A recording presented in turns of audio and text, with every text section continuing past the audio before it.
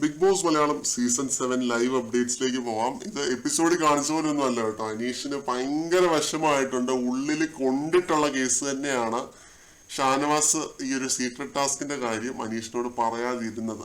അത് ഷാനവാസ് പറയേണ്ടതായിരുന്നു, അത് പറഞ്ഞിട്ടില്ല. എന്നാലും ഞാൻ ഇത് വളരെ നിഷ്പക്ഷമായ രീതിയിൽ പറയാമെന്ന് തീരുമാനിച്ചു കേട്ടോ.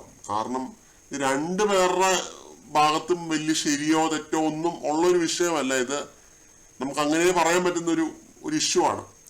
സംഭവം എന്താണെന്ന് വെച്ച് കഴിഞ്ഞാൽ, ഷാനവാസ് ഓർത്തു അനീഷിനെ മാനിപ്പുലേറ്റ് ചെയ്യാൻ പറ്റില്ല. അനീഷിനെ കൂടെ കൂട്ടിയാൽ അനീഷ് ഇത് വിശ്വസിക്കില്ല.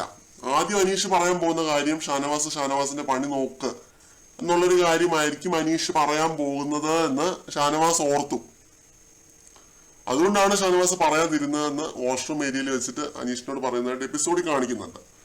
പിന്നെ ഇപ്പോ കുറച്ചു മുമ്പ് ലൈവിനകത്തിരുന്നിട്ട് അനീഷ് ക്യാമറയിൽ നോക്കി വളരെ ഇമോഷണൽ ആവുകയാണ്. എന്നെ വിശ്വസിക്കുന്ന എന്റെ സുഹൃത്തുക്കളെ ഞാൻ കൈവിട്ടിട്ടില്ല ബിഗ് ബോസ്. ലോകം മുഴുവൻ എതിര് നിന്നാലും ഞാൻ അവരെ കൈവിട്ടിട്ടില്ല ബിഗ് ബോസ്.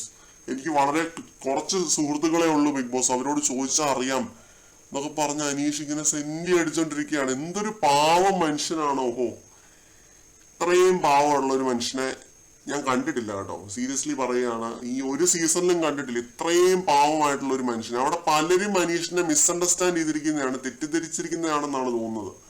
കാരണം ഇത്രയും പാവമായിട്ടുള്ള ഒരാള്, അത് അനീഷ് ഗെയിമിന് വേണ്ടി ഇവർക്കെതിരെയൊക്കെ ഗെയിം കളിക്കുന്നുണ്ട്, ഓഡിയൻസ് ഗെയിം കളിക്കുന്നുണ്ട് എന്ന് പറഞ്ഞാലും ഇത്രയും പാവമായിട്ടുള്ള ഒരു കണ്ടസ്റ്റന്റ്, അത് ഷാനവാസിനടക്കം പലർക്കും അവിടെ അനീഷിനെ മനസ്സിലായിട്ടില്ല എന്നുള്ളതാണ് തോന്നുന്നത്. പ്രേക്ഷകരാണ് ശരിക്കും മനസ്സിലാക്കിയിരിക്കുന്നത്. ഇവരൊക്കെ ഞാൻ ഇന്നും പറഞ്ഞിരുന്നു, ഇവരൊക്കെ പുറത്തിറങ്ങി ഈ ഒരു വിഷ്വൽസും കാര്യങ്ങളൊക്കെ കാണുമ്പോഴായിരിക്കും അവർ നോക്കുമ്പോൾ അനീഷ് മാറിയിരുന്ന ഇവരെ പറ്റി ഒന്നും തന്നെ ഒരു കുറ്റവും പറഞ്ഞിട്ടില്ല, ഒരു രീതിയിലുള്ള ട്രാഷ് ടോക്കിങ്ങും നടത്തിയിട്ടില്ല.